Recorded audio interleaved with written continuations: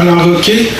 Le premier des VST que j'ai fait à l'été 2015, au début de l'été, c'est le SPI VST Scope qui nous permet de voir le signal audio dans une fenêtre. Là, comme ici, on est dans Renoise, puis il y a une track bien remplie de notes. Alors, si on rajoute le SPI VST Scope là-dessus, c'est ça, on voit le signal. Il y a plusieurs modes dans le SPI VST Scope, de mode de dessinage du signal. Ça, c'est le mode standard, juste une ligne. Sinon, on peut changer de mode en prenant le premier curseur, le mode rempli ici comme ça, qui est joli. Fait que c'est toujours le même signal audio, c'est juste qu'il y a plusieurs façons de le regarder. Fait que ça peut donner du visuel sur la musique qui est varié. Là, on ne le met pas toujours sur le même mode. Là, le mode où la courbe est remplie en dessous. Fait que ça, c'est les premiers modes, mais c'est ce qu'on appelle le foreground, c'est le signal dans ce VST-là. Puis il y a le background aussi. Évidemment, on peut changer la couleur. Là, il était blanc. Là, on change ici avec le curseur, on passe à toutes les couleurs.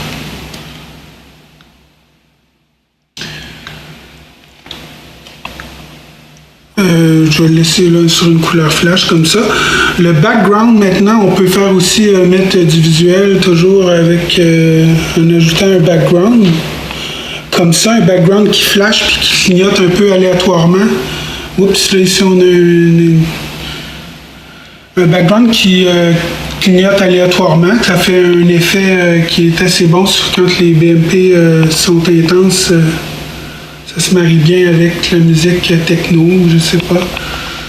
En tout cas, moi j'aime bien ce background-là qui clignote. Puis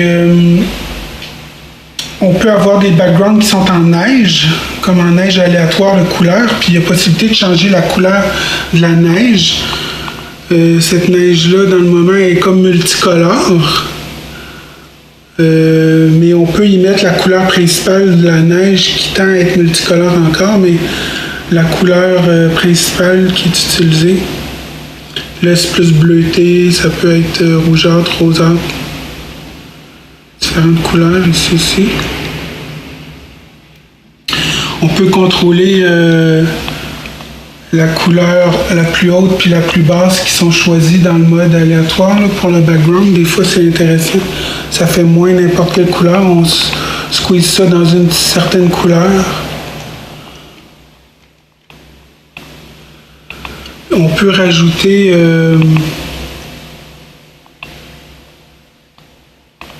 des lignes. Là, il faut me prendre le background mode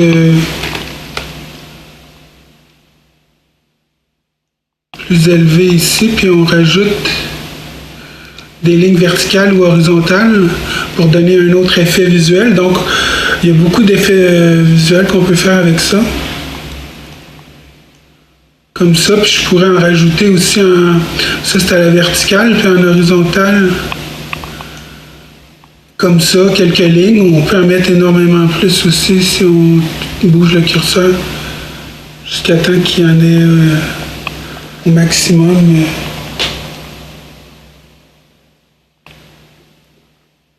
Mais on le fera pas ici, on peut l'envoyer plus au maximum.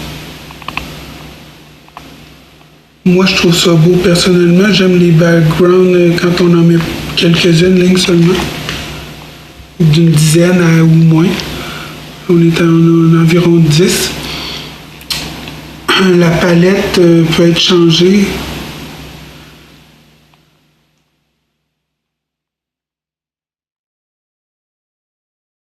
Je sais plus s'il faut, pour changer, quand on change la palette de couleurs, il faut faire afficher la fenêtre. Fait que ça, c'est le premier des VST Scope. Le volume, on le met toujours à 0. Lui, en fait, le VST Scope, il ne processe pas le son. Il ne change pas le son audio. Il fait seulement du visuel pour l'instant.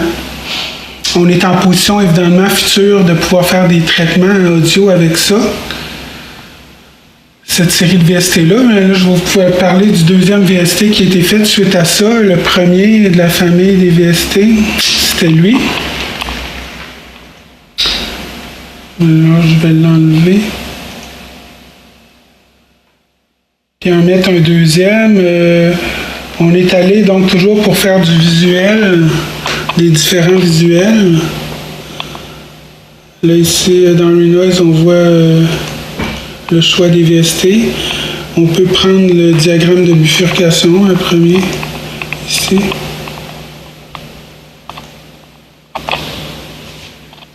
Fait que ça ici, le diagramme de bifurcation, ben c'est utilisé dans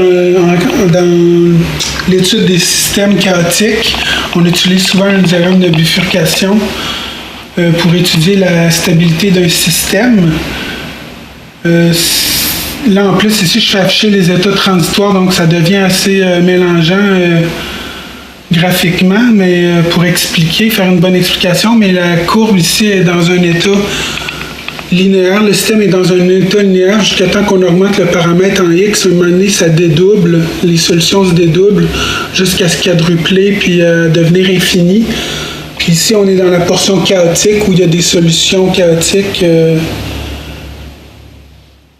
C'est comme un peu sensiblement aléatoire, mais c'est différent parce que ça ne couvre pas complètement la plage. On parle d'attracteurs chaotiques.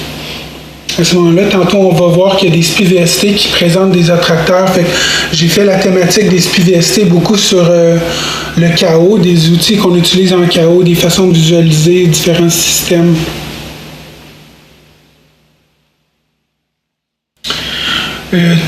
Alors les autres VST, j'ai aussi gardé le même principe des backgrounds. Là, en foreground, dans celui-là, on peut avoir la courbe de bifurcation. Mais on peut aussi superposer le signal audio à ça, avec des modes d'affichage. Nous, on va faire rentrer le signal audio qui s'affiche en fonction du temps. Là, le signal audio, si on veut, il est intégré. On a plusieurs signaux là, dans un même temps de dessinage. Il se redessine à chaque BPM. Là, on est à 52 BPM, donc on voit le dessin clignoter sur ce tempo-là. Fait que là, il y a la couleur de la courbe, là, toute cette couleur-là, on peut changer ça. C'est ce qu'on appelle notre foreground, le premier plan. On a le signal mélangé avec le diagramme de bifurcation. Puis on peut ajouter les backgrounds, encore une fois, comme tout à l'heure, j'ai montré la panoplie de backgrounds qui est possible. Il y a toutes sortes de backgrounds qu'on peut mettre, entre autres la couleur solide qui change en fonction du temps. Si on laisse ici couleur solide, qui varie en fonction du temps.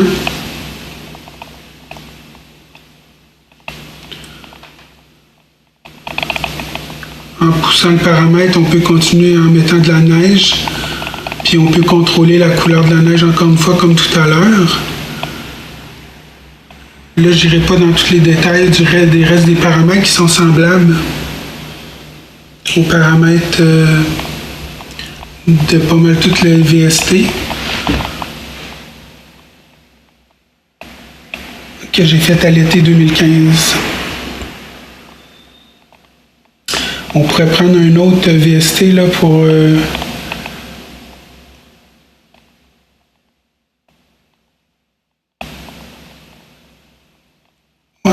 Je vais enlever la courbe du signal sonore. On finit avec le diagramme de bifurcation. Là, je l'enlève. On s'en embarque un autre. L'attracteur de Lorentz. Fait qu'au lieu de présenter cette fois-ci le diagramme de bifurcation, c'est un VST qui présente le tracteur de Lorentz. Là, il est statique, il ne bouge pas dans le moment au début quand on ouvre le VST.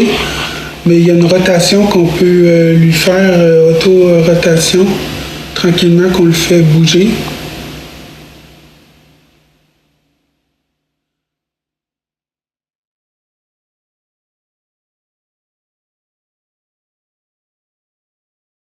peut le faire bouger plus vite aussi, bon, dépendamment de...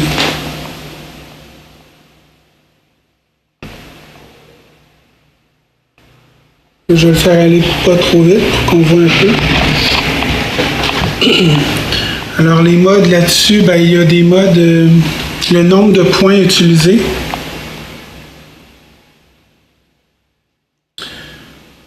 Que je viens d'augmenter un peu. Puis le mode, je vais voir ici, quand on frappe le 1, le mode où c'est des petits points. Il y a un mode d'affichage où ça va être des plus gros points, comme ça. Ça prend un petit peu plus de temps à dessiner. Des points plus fins. On va laisser là-dessus. Le rouge, vert, bleu, maintenant les couleurs sont tout au maximum. Évidemment, on peut changer la couleur en temps réel. Tous ces paramètres-là, comme c'est des paramètres dans un VST, ben, ça peut être contrôlé MIDI. Par MIDI, les couleurs peuvent être changées à un moment donné, là, avec la musique. Là, on a des rotations en X. Je remonte la rotation autour de l'axe des X.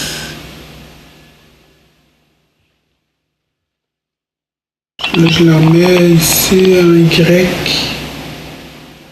Fait qu'on peut faire des rotations variées. Donc, cette petite forme-là, qui est un attracteur de Lorentz, c'est pour ceux qui veulent plus d'informations détaillées sur ça, les attracteurs de Lorentz, ben, c'est plus facile peut-être de chercher sur Google parce que le but là, de notre présentation dans le moment, c'est plus de présenter les VST en tant qu'effet visuel et pas de rentrer dans les détails de mathématiques du chaos. Moi, j'ai fait une maîtrise là-dedans. Là, c'est pour ça que j'ai fait ces graphiques-là. J'ai été familier avec ces graphiques-là, puis c'était facile pour moi de faire ces visuels-là.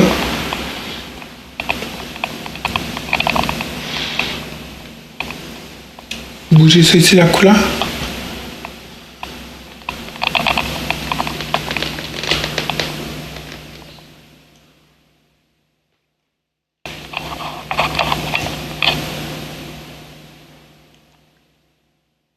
On bouge un peu la couleur.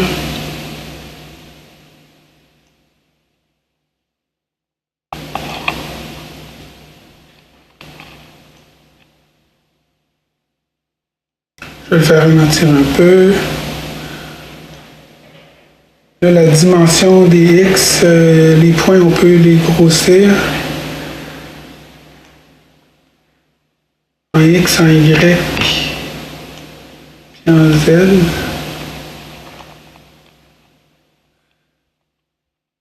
Il y a les paramètres qu'on peut changer là, qui vont faire varier la forme, le ABC dans celui-là, qui vont faire changer le style d'attracteur.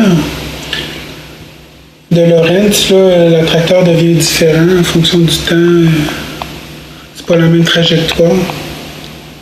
Les points qui sont dessinés, c'est la trajectoire en fonction du temps dans un système qui est défini par les équations de Lorentz.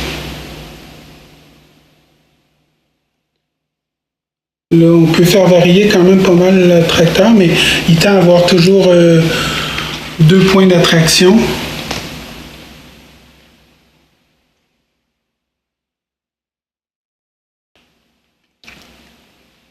Fait que ça serait pour celui de Lorentz, le SPI VST Lorentz.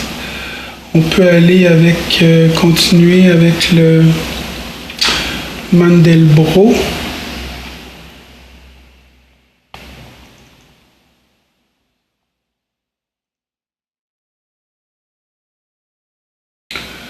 Pour le Mandelbrot, je l'ai fait dessiner un Mandelbrot qui est en monochrome parce qu'on n'avait pas le temps, là, dans un certain BPM, un battement, de faire dessiner toute une surface colorée. Puis aussi, on voulait laisser continuer avec les backgrounds qui sont dans toutes les autres VST. Toujours le même contrôle des backgrounds. Donc finalement, en foreground, on a seulement une couleur. C'est la couleur des points là, qui forment le Mandelbrot. Pour ceux qui sont familiers avec le diagramme de Mandelbrot, ils vont le reconnaître, bien que là, il n'est pas dessiné au complet. C'est juste un début de dessinage.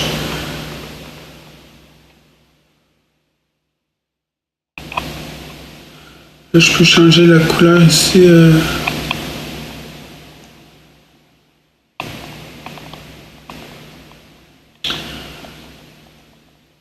Alors lui aussi, on va pouvoir y superposer le signal.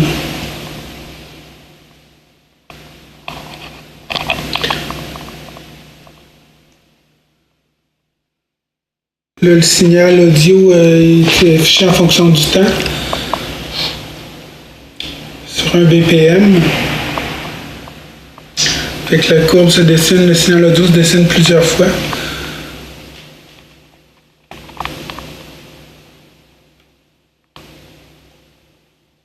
Là, si on change le background mode, on peut encore mettre un background mode qui va changer les couleurs. Pour le background mode, la couleur, si là on trouve que ça change trop d'une couleur à l'autre, on peut, encore une fois, comme je disais tantôt, contrôler les couleurs pour que la plus petite couleur choisie puis la plus grosse se ressemblent, soit dans le même range. Là, il clignote encore, mais il reste dans la même palette de couleurs qui est jaunâtre. On ne le voit pas tellement changer, là, il change un petit peu.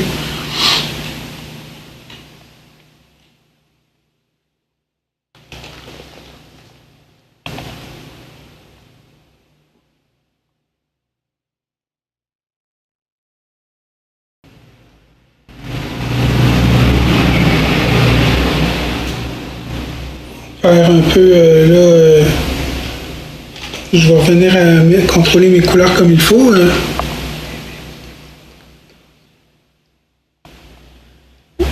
Ouais, c'est ça, les VST sont transparents. On remarque, hein, ici, on voit le logiciel en arrière. Donc, toutes les VST sont en transparence. On peut, en recompilant le programme, on peut changer la transparence, puis aussi les dimensions de la fenêtre. C'est sûr qu'une fenêtre très grande va prendre beaucoup de CPU, vu que ça, c'est des dessins en temps réel sur le son.